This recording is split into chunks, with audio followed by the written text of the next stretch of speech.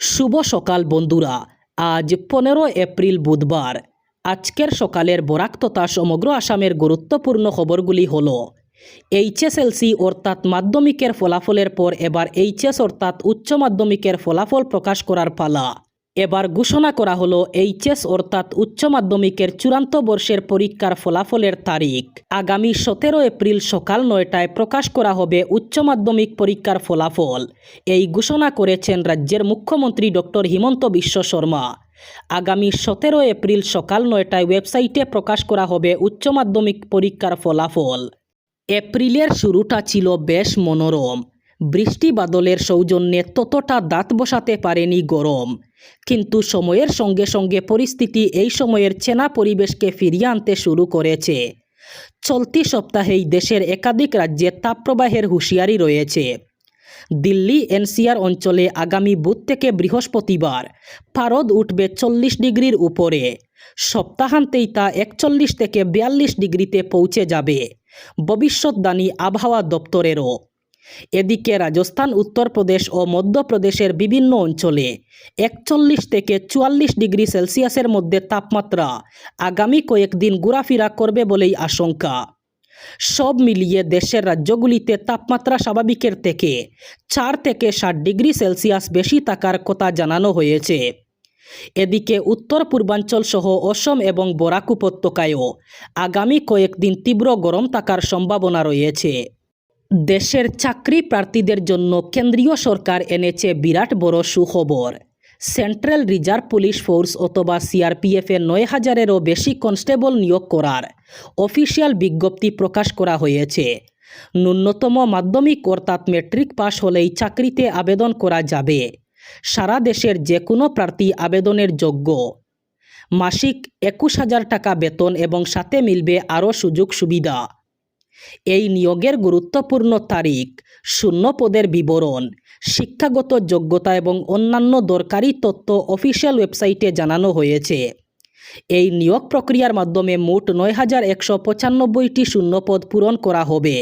পবিত্র হজ পালনের জন্য নির্দিষ্ট হজ ভিসা ব্যতীত অন্য কোনো ভিসাকে বৈধ বলে গণ্য করা হবে না বলে সাফ জানিয়ে দিল সৌদি আরবের হজ মন্ত্রক। এক আনুষ্ঠানিক বিবৃতিতে মন্ত্রক স্পষ্ট করেছে, হজ পালনের জন্য সরকারিভাবে অনুমোদিত একমাত্র বৈধ উপায় হলো হজ ভিসা। এর ফলে ভিজিট ভিসা, ট্রানজিট ভিসা, ওমরা ভিসা কিংবা ট্যুরিস্ট ভিসা নিয়ে যারা সৌদি আরবে অবস্থান করবেন তারা হজের কোনো আনুষ্ঠানিকতায় অংশ নিতে পারবেন না। সৌদিতে বসবাসরত নাগরিক এবং প্রবাসীদের ক্ষেত্রে নিয়ম কিছুটা ভিন্ন হলেও তাদেরও নুসুক অ্যাপ্লিকেশনের মাধ্যমে প্রয়োজনীয় পারমিট সংগ্রহ করতে হবে। সৌদি গেজেটের এক প্রতিবেদন থেকে জানা গেছে, হজের সময় ভিজিট অথবা ট্যুরিস্ট ভিসাধারীদের হজ পালনের অনুমতি না দেওয়ার সিদ্ধান্ত নিয়েছে কর্তৃপক্ষ। হজ ও উমরা মন্ত্রক জোর দিয়ে বলেছে, সব ধরনের অফিসিয়াল বুকিং অথবা রিজার্ভেশন শুধুমাত্র অনুমোদিত মাধ্যমগুলোর মাধ্যমেই সম্পন্ন হবে। বিধানসভা নির্বাচনের ফলাফল ঘোষণা হবে আগামী 4 মে। গত 9 এপ্রিল ভোট গ্রহণের পর নির্বাচনী উত্তাপ এখনও বজায় রয়েছে পুরো মাত্রায়। এরই মধ্যে কাছাড় বিজেপি চিন্তাভাবনা শুরু করে দিয়েছে শিলচর পুর নিগমের নির্বাচন নিয়ে। পুর নিগমের নির্বাচন কবে হবে এ নিয়ে রাজনৈতিক মহলে কম জলগুলা হয়নি। শোনা গেছে অনেক অভিযোগ ও পাল্টা অভিযোগ। নিগমের নির্বাচন না হওয়াটাকে বিধানসভা নির্বাচনে ইস্যুও করেছে বিরোধী দল কংগ্রেস। এসবের মাঝেই আগামী জুলাই মাসে পুর নিগমের নির্বাচন করানো নিয়ে বিজেপি চিন্তাভাবনা শুরু করে দিয়েছে বলে জানা গেছে। দলীয় এক সূত্রের খবর অনুযায়ী গত শনিবার শিলচরে বিজেপি কার্যালয়ে বিধানসভা নির্বাচনকে ঘিরে পর্যালোচনা সভায় উঠে আসে পুর নিগমের নির্বাচনের প্রসঙ্গ। দলের এক প্রভাবশালী কর্মকর্তা জুলাই মাসে নির্বাচন করানোর সম্ভাবনা রয়েছে বলে এ নিয়ে এখন থেকেই মানসিকভাবে প্রস্তুত থাকতে বলেন। বিহারের নতুন মুখ্যমন্ত্রী হিসাবে ঘোষণা করা হলো সম্রাট চৌধুরীর নাম। মঙ্গলবার রাজ্যপালের কাছে মুখ্যমন্ত্রীর পদ থেকে ইস্তফা দিয়েছেন নীতিশ কুমার। তার কিছুক্ষণ পরেই বিহারের শাসক জোট এনডিএর তরফ থেকে নীতিশের ক্যাবিনেটে উপমুখ্যমন্ত্রীর দায়িত্ব সামলানো সম্রাট চৌধুরীর নাম ঘোষণা করা হয়েছে। আজ শপথ গ্রহণ হওয়ার কথা। এদিকে দীর্ঘ 2 দশকের রাজত্ব শেষ। বিহারের মুখ্যমন্ত্রী পদ থেকে ইস্তফা দিলেন নীতিশ কুমার। গতকাল দুপুরে তিনি পৌঁছে যান পাটনার লোকভবনে। সেখানে তিনি রাজ্যপাল সৈয়দ আতা হুসাইনের সঙ্গে সাক্ষাৎ করেন। তারপরই তিনি তার ইস্তফাপত্র রাজ্যপালের হাতে তুলে দেন। পাশাপাশি তিনি বিহারের মন্ত্রিসভা ভেঙে দেওয়ারও প্রস্তাব দিয়েছেন। ইস্তফা দেওয়ার পর নীতিশ তার এক স্যান্ডেলে লিখেন, 2005 সালের 24 নভেম্বর বিহারে প্রথমবার এনডিএ সরকার গঠিত হয়েছিল। তখন থেকে রাজ্যে আইনের শাসন প্রতিষ্ঠিত হয়। উন্নয়নের প্রতি তারা ধারাবাহিকভাবে প্রতিশ্রুতিবদ্ধ থেকেছেন। হিন্দু, মুসলিম, উচ্চবর্ণ, অনগ্রসর শ্রেণী, দলিত সহ সমাজের প্রতিটি স্তরের মানুষের জন্য তারা কাজ করেছেন। গোটা রাজ্যে গরু বিহুর আনন্দ উৎসবের আবহের মধ্যেই গোয়ালপাড়া জেলায় ঘটে গেল এক হৃদয় বিদারক ঘটনা। জেলার কৃষ্ণাইয়ের বুজমালা এলাকায় গরু বিহুর প্রথা পালন করতে গিয়ে নদীতে গরু ধোয়ার সময় ডুবে মৃত্যু হল দীপঙ্কর নাথ ও দেবাশিস নাথ নামের দুই যমজ ভাইয়ের। নবম শ্রেণীর ছাত্র দুই ভাই টেঙ্গাবাড়ি গ্রামের বাসিন্দা ছিল। উৎসবের আনন্দ মুহূর্তেই শোকে পরিণত হয়েছে এই ঘটনায়। স্থানীয় সূত্রে জানা গেছে, মঙ্গলবার সকালে গরু বিহুর রীতি অনুযায়ী দুই ভাই অন্যান্য গ্রামবাসীদের সঙ্গে কৃষ্ণাই নদীতে গরু ধোয়ার উদ্দেশ্যে যায়। সেই সময় আচমকাই তারা গভীর জলে তলিয়ে যায় এবং অল্প সময়ের মধ্যেই নিখোঁজ হয়ে পড়ে।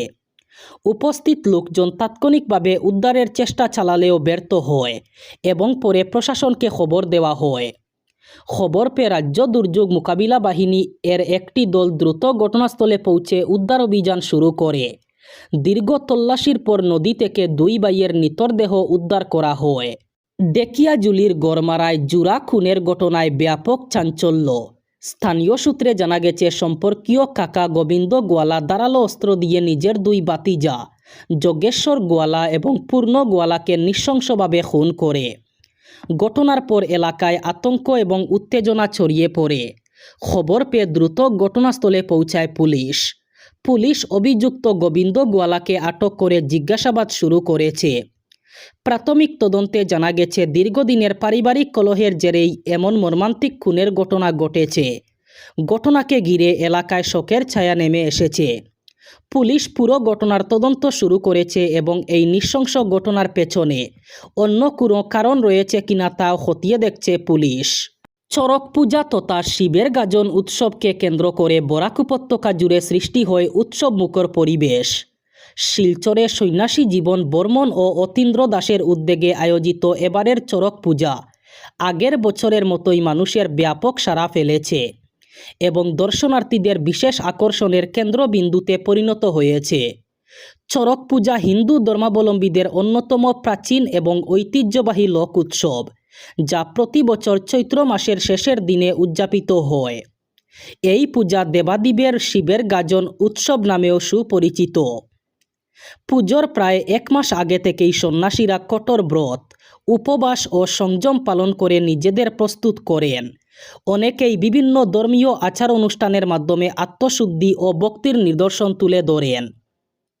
উৎসব উপলক্ষে আয়োজকরা শিব, পার্বতী এবং কালী সেজে পাড়া পাড়ায় ঘুরে নৃত্য পরিবেশন করেন, যা দর্শকদের মধ্যে আলাদা উন্মাদনা সৃষ্টি করে। পাশাপাশি বিভিন্ন ধর্মীয় কর্মসূচির মাধ্যমে চাল, ডাল, ফলমূল এবং আর্থিক অনুদান সংগ্রহ করে পূজার ব্যয়ভার নির্বাহ করা হয়। এবার বরাক উপত্যকার 3 জেলার আজকের আবহাওয়ার খবর। আজ 15 এপ্রিল বুধবার বরাক উপত্যকার 3 জেলায় গরমের সাথে সাথে হালকা বৃষ্টির সম্ভাবনা। আজ শিলচর কাচারে সর্বোচ্চ তাপমাত্রা থাকবে 29 ডিগ্রি সেলসিয়াস এবং সর্বনিম্ন তাপমাত্রা থাকবে 20 ডিগ্রি সেলসিয়াস। শ্রীভূমি করিমগঞ্জে আজ সর্বোচ্চ তাপমাত্রা থাকবে 29 ডিগ্রি সেলসিয়াস এবং সর্বনিম্ন তাপমাত্রা থাকবে 20 ডিগ্রি সেলসিয়াস। একইভাবে হাইলাকান্দি জেলায়ও আজ সর্বোচ্চ তাপমাত্রা থাকবে 29 ডিগ্রি সেলসিয়াস এবং সর্বনিম্ন তাপমাত্রা থাকবে 20 ডিগ্রি সেলসিয়াস। এই ছিল আজকের সকালের গুরুত্বপূর্ণ খবরগুলি। ভিডিওটি অবশ্যই লাইক করবেন এবং চ্যানেলটি সাবস্ক্রাইব করবেন।